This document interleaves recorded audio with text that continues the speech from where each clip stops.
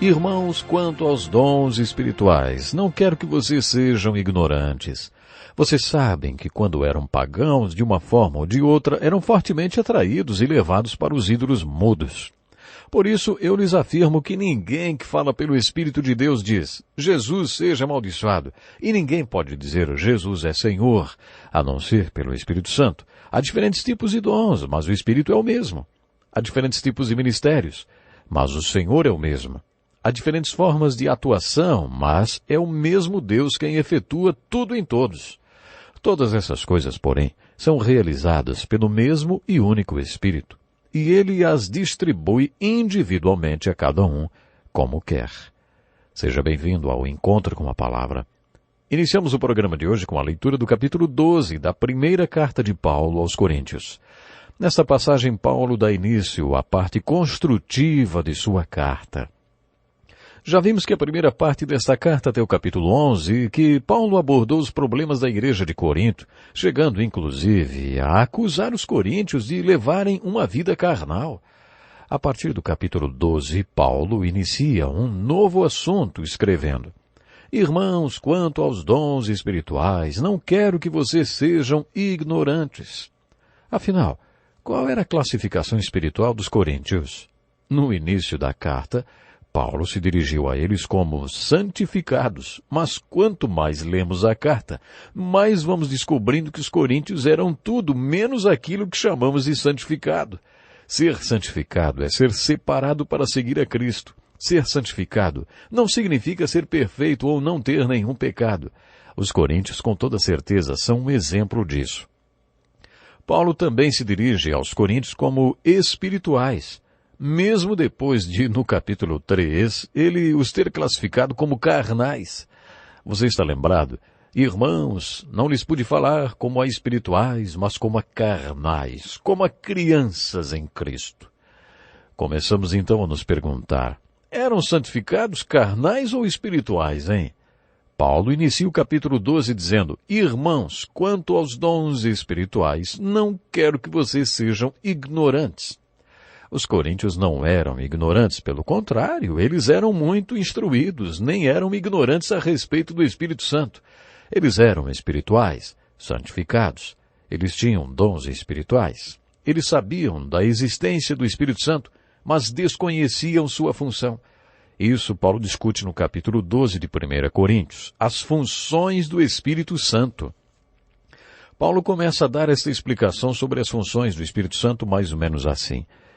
É assim que o Espírito Santo trabalha. O Espírito Santo dá dons espirituais às pessoas espirituais. Estes dons espirituais dão às pessoas espirituais capacidade para exercer ministérios espirituais. À medida que essas pessoas, com seus dons espirituais, começam a exercer seus ministérios espirituais, o Espírito Santo unge seus dons e as manifestações destes dons através dos seus ministérios. No início deste capítulo, Paulo está dizendo que há variedades de dons. O Espírito Santo não dá o mesmo dom para todas as pessoas da sua igreja, o que significa que há uma variedade de ministérios. Paulo também diz que há diferentes formas de atuação. Isso significa unção, que capacita o povo de Deus a ter ministérios espirituais onde seus dons podem ser ministrados. À medida que o povo exerce esses dons, o Espírito Santo dá unção aos seus ministérios. Pessoas espirituais não têm os mesmos dons, nem os mesmos ministérios. O Espírito Santo não derrama as mesmas unções sobre os ministérios. Poderíamos traduzir o mesmo texto de uma outra maneira. Por exemplo, assim, os homens têm diferentes dons, mas todos estes dons vêm do mesmo Espírito. Há diferentes formas de servir a Deus, mas todos servem ao mesmo Deus, ou ao mesmo Senhor. Deus trabalha através de diferentes homens e de diferentes maneiras, mas é o mesmo Deus que atinge seus propósitos através de todos eles. A cada homem é dado um dom pelo Espírito Santo que poderá ser usado para o bem comum. E por trás de todos estes dons está a forma de atuação do Espírito Santo, que distribui para cada um conforme a sua vontade. Como o corpo humano tem muitas partes que formam uma única unidade, assim é o corpo de Cristo. Neste capítulo, o apóstolo Paulo, à medida que fala sobre as funções do Espírito Santo, também enfatiza dois princípios que aparentemente são opostos entre si: a diversidade e a unidade. Ele enfatiza o princípio da diversidade. Procure observar quantas vezes ele usa a palavra diversidade, diversidade e diversidade. Isso quer dizer que a igreja cheia do Espírito Santo, onde as pessoas são controladas pelo Espírito Santo, cheias do Espírito Santo e capacitadas pelo Espírito Santo, são também diferentes. Infelizmente, encontramos o oposto. Algumas igrejas quase impõem àquelas pessoas que chegam que sejam iguais a todos os outros membros, esperando que elas tenham as mesmas manifestações de dons espirituais e os mesmos ministérios. Como se todos provassem que realmente são espirituais, tendo o mesmo dom. Como numa fábrica de salsichas, todas são iguais, da mesma cor, do mesmo tamanho. Paulo diz que não é nada disso. Por favor, preste atenção. Isso é muito importante. Não é assim que o Espírito Santo trabalha. Quando o Espírito Santo derrama dons espirituais sobre o seu povo, ele dá diversidade de dons. Isso quer dizer que haverá diversidade de ministérios. O Espírito Santo também diverge da maneira como unge e capacita estes ministérios. Por isso, a diversidade e não a uniformidade caracterizará uma igreja cheia do Espírito. Ao mesmo tempo, entretanto, Paulo também enfatiza o princípio da unidade. Ele ensina que a unidade funciona como todos tivessem uma só mente. Como é possível que os princípios da diversidade e da unidade coexistam? Paulo usa uma ilustração para mostrar como os dois funcionam. Ele diz que a igreja é como um corpo humano, caracterizado pela diversidade. Existe diversidade entre a mão, pé, tronco, nariz, ouvidos. Todos são partes de um mesmo corpo. Mas todas essas partes diferentes estão sob controle da cabeça. Todos os membros trabalham em unidade, de maneira coordenada e sincronizada. Paulo explica que é assim que o Espírito Santo e a igreja funcionam. O versículo 42 de Atos 2 afirma que aqueles que se converteram no dia de Pentecostes dedicavam-se ao ensino dos apóstolos e à comunhão, ao partir do pão e às orações. Você está lembrado que comentamos isso quando fizemos o estudo das marcas visíveis da igreja invisível? Vamos parar um pouquinho para relembrar quais são as marcas. Ilustramos as marcas da igreja invisível como se fossem impressões digitais de uma mão. As impressões do polegar são o evangelismo, já que 3.000 se converteram no dia de Pentecostes, quando a igreja nasceu.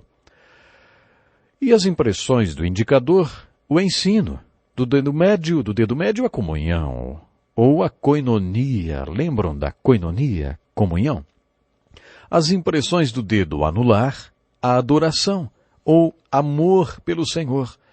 E a do dedo mindinho, a oração. É mesmo, a oração. Essas são as marcas invisíveis da mão esquerda da igreja no livro de Atos.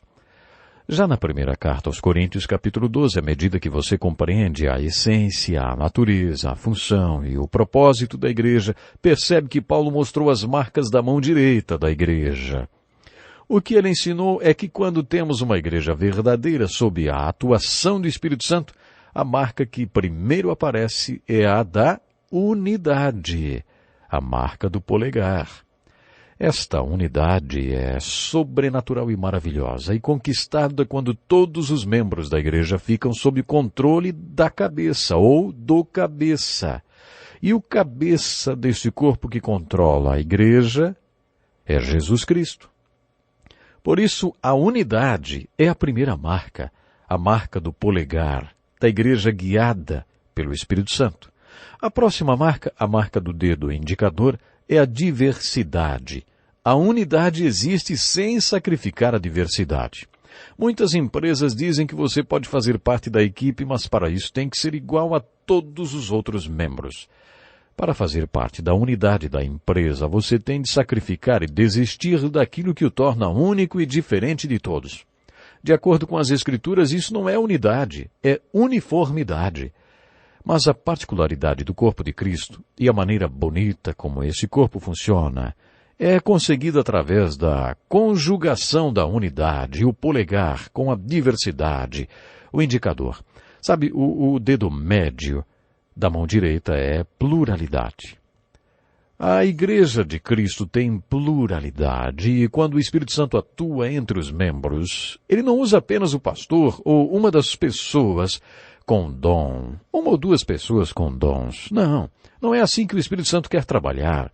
Observe que quando o Espírito Santo está atuando na igreja local, ele dá dons para todos os membros. Não existe crente sem dom. Não existe membro do corpo de Cristo que não tenha recebido dom espiritual quando eles foram distribuídos na igreja. Portanto, a pluralidade é uma das marcas da igreja. Todos os membros do corpo exercem sua função de acordo com o Espírito Santo, pois o Espírito Santo é a fonte da unção de cada um na igreja. A marca do dedo indicador da mão direita é o que chamamos de empatia. Na mão esquerda é amor pelo Senhor. Na direita, amor uns pelos outros, uma das marcas da igreja primitiva. Para explicar esta característica, Paulo diz que quando um membro sofre, todos os outros membros sofrem com ele. A igreja de Corinto era uma igreja carismática. Nela havia os dons do Espírito, como de línguas, profecias e milagres. Nos capítulos 12, 13 e 14, percebemos que Paulo estava tratando de problemas que muitos pastores enfrentam hoje. Algumas pessoas que têm o dom de línguas correm o risco de se acharem melhores do que outros cristãos que não têm. Elas acham que o dom de línguas é como se fosse uma credencial. Quer dizer, se você não fala em línguas, é porque você não é cheio do Espírito e não é espiritual. Estudando o dom de línguas, no capítulo 14, questionamos: será que o dom de línguas é a experiência que todo cristão tem que ter? Algumas pessoas em Corinto diziam que sim, só que é um engano. Mais do que isso, é uma heresia. E Paulo combateu esse problema nos capítulos 12, 13 e 14. Fica claro que este era um dos problemas combatidos por Paulo e hoje nós também enfrentamos o mesmo tipo de problema quando há a manifestação dos dons do Espírito na igreja. Primeiro, Paulo tratou da discriminação. Algumas pessoas tinham recebido algum dom do Espírito e discriminavam aqueles que não tinham. Isso levava a outro problema, o da depreciação. A pessoa que não tinha recebido nenhum dom ficava insegura e reagia depreciando o que o Espírito Santo estava fazendo na igreja. Isso levava à desvalorização. A desvalorização levava à divisão. Obviamente, a divisão levava e ainda leva ao desmembramento da igreja. Isso acontecia naquele tempo e acontece hoje também. E por causa da discriminação, a depreciação, a desvalorização e por causa da divisão, essas pessoas não permanecem no corpo ou na igreja por muito tempo. E são tratadas como cidadãos espirituais de segunda classe. Para Paulo, não está certo ser ignorante em relação aos dons espirituais. Você tem de saber o que a Bíblia fala a respeito do Espírito Santo e como ele atua. Outra atitude em relação ao Espírito Santo que não é certa é a de ignorar os dons do Espírito Santo. Conheço muita gente que conhece tudo o que as Escrituras dizem a respeito das funções do Espírito Santo, mas não querem nada com isso. Não pregam, nem ensinam a respeito, e não tomam posição em relação a esse assunto. Essas pessoas nem chegam a mencionar o assunto dons do Espírito, porque é polêmico, e elas não querem problemas para o seu lado. Aí ficam em silêncio, não falam nada sobre isso. Aí ignoram o assunto do Espírito Santo, e acabam agindo como se esses 3 capítulos da Bíblia nem existissem. Eu conheço gente que gostaria de arrancar os capítulos 12, 13 e 14 de 1 Coríntios. Arrancar da Bíblia, porque acha que eles trazem muita divisão à igreja. Mas, se alguém fizer isso, vai arrumar encrenca para o seu lado. E se você quiser entender como o Espírito Santo trabalha, quais são suas funções e ser um canal de atuação do Espírito Santo, tem que decorar esses 3 capítulos e ser craque neles, porque Paulo foi completo em sua abordagem a respeito das funções do Espírito Santo. Não se pode ignorar as funções do Espírito Santo. Paulo também diz que não se pode idolatrar certas manifestações do Espírito Santo. Era outra coisa que estava acontecendo na igreja de Corinto, principalmente com o dom de línguas. Alguns deles estavam idolatrando o dom de línguas e excluindo outros dons espirituais. Os coríntios também cometiam outro erro, desta vez relacionado à iniciação dos dons do Espírito Santo. As manifestações do Espírito Santo foram chamadas de dons. Existe, por exemplo, o dom de prestar ajuda ou o dom de dar. Esta manifestação é motivada pelo Espírito Santo no coração daquele que dá ou que presta ajuda, não no coração daquele que quer ajudar ou que quer receber algo. Imaginem que eu comece a espalhar que eu quero ganhar um terno novo e que no final eu consiga que alguém me dê um terno novo no meu aniversário. Vocês acham que essa doação foi feita pelo Espírito Santo? Claro que não. A ideia de dar alguma coisa nasce no coração do doador e não no coração de quem recebe. Ora essa, se eu começar a dizer por aí, o meu terno está feio, só tenho um terno, vou acabar ganhando um terno. E não foi o Espírito Santo que colocou no coração de alguém para me dar esse terno, não. Na verdade, essa doação acaba sendo uma grande surpresa para quem recebe, porque nasceu através do Espírito Santo no coração de alguém que sentiu de doar, não porque eu falei. Observe que Paulo fala que os dons são dados pelo Espírito conforme a sua vontade, não conforme o que você quer. Podemos até desejar ter um dom ou outro, mas não podemos dizer ao Espírito Santo, ei, eu quero receber este ou aquele dom. Os dons do Espírito Santo acontecem como uma surpresa para aquele que recebe. Se Deus quer lhe dar algum destes dons, você vai receber. Ele chegará até você. A ideia de você possuir algum dom vai brotar no coração do doador, o Espírito Santo. E será como uma surpresa para você. Você entendeu o que eu quis dizer sobre a iniciação destes dons? Paulo também diz que não devemos tentar fazer imitação dos dons espirituais. Eu acho patético o que acontece com alguns grupos carismáticos que pressionam as pessoas a terem dons para que façam parte do grupo. Essas pessoas se sentem tão pressionadas que acabam até fingindo que receberam algum dom. Elas sabem que não serão aceitas como uma pessoa espiritual até que tenham um dom, mesmo que seja uma imitação. Sabe, isso é muito triste que aconteça. Não precisamos imitar nenhum dom, nem fingi-lo. Este era outro problema relacionado às funções do Espírito Santo. Depois do capítulo 12, Paulo inicia o maravilhoso capítulo do amor. E depois de falar sobre o caminho ainda mais excelente e muito melhor do que dons espirituais, Paulo começa a falar no capítulo 14 sobre os dons espirituais no corpo de Cristo. No capítulo 12, ele falou sobre os dons espirituais como evidência do Espírito Santo sobre nós, ungindo-nos. Qual é a evidência da unção do Espírito Santo sobre um crente? Os dons espirituais. No capítulo 13, Paulo falou sobre a evidência do Espírito Santo nos enchendo e vivendo dentro de nós. O amor. E no capítulo 14 ele fala sobre a ordem que deve prevalecer entre nós, quando o Espírito Santo é derramado sobre nós e em nós. Qual é a evidência de que um grupo tem a unção e o poder do Espírito Santo? Ordem no seu meio. Esta ordem é descrita no capítulo 14. Pouco se escreveu sobre ordem na igreja.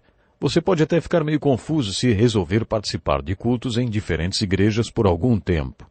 Talvez você fique se perguntando, afinal, quem está certo? Metodistas, presbiterianos, batistas, episcopais, igrejas avivadas? A Bíblia não fala muito sobre ordem de culto. A única coisa que Jesus disse referente à ordem na adoração na igreja foi quando instituiu e deu as instruções referentes à Eucaristia ou à Santa Ceia, a ceia do Senhor. Isso foi tudo que ele falou sobre ordem no culto. No capítulo 14 de 1 Coríntios é um texto muito importante sobre esse assunto. Paulo começa dizendo: portanto, que diremos, irmãos? Ele começa perguntando como deve ser. E aí ele mesmo responde: tudo seja feito para edificação da igreja. Sem dúvidas, o problema com o qual Paulo estava lidando era o dom de línguas. Ele cita a palavra línguas 16 vezes. Ele não diz que o dom de línguas não serve para hoje. Ele afirma que ele mesmo falava em línguas, mais do que todos da igreja de Corinto, e que é bom falar em línguas. Ele diz que falar em línguas é a experiência de alguns crentes, mas não é sinônimo de espiritualidade. É óbvio que ele não proíbe ninguém de falar em línguas. No final do capítulo ele diz assim: tudo deve ser feito com decência e ordem. Alguns podem dizer: vocês ouviram isso? Decência e ordem. E aí outro grupo responde: mas também diz, deve ser feito. Você ouviu? Deve ser feito. A Bíblia diz que tudo deve ser feito com decência e ordem. Paulo desestimulou o uso do dom de línguas quando a igreja está reunida. Ele não proibiu. Não, mas ele desencorajou. Ele estabeleceu algumas regras para que o dom de línguas seja exercido numa reunião. Mesmo o assunto sendo o dom de línguas, não devemos nos esquecer do conceito de que um membro do corpo de Cristo deve edificar os outros membros e que tudo deve ser feito para edificação. Isso é falado mais de 40 vezes no capítulo 14 de 1 Coríntios. O que deve prevalecer entre nós é que um deve edificar o outro. É isso que deve prevalecer quando há manifestação de línguas. E por isso Paulo diz que ninguém deve falar em línguas se não houver quem interprete. Quando você fala em línguas e não há interpretação, você se edifica, mas e seu irmão? Tudo deve ser feito para edificação, é o que Paulo enfatiza. Bom, o fato é que precisamos buscar um equilíbrio com relação a esse assunto. Eu fico impressionado em ver quanta gente vai para um extremo radical ao invés de buscar o equilíbrio ensinado na Bíblia. Quero desafiá-lo a ler esses capítulos e resumi-los, procurar escrevê-los nas suas próprias palavras. Fazendo isso, você vai descobrir que Paulo não proibiu a manifestação de nenhum dom do Espírito, incluindo o dom de línguas. Ele não proibiu ninguém de falar em línguas. Ele só disse que tudo fosse feito com decência e ordem. Até o próximo programa.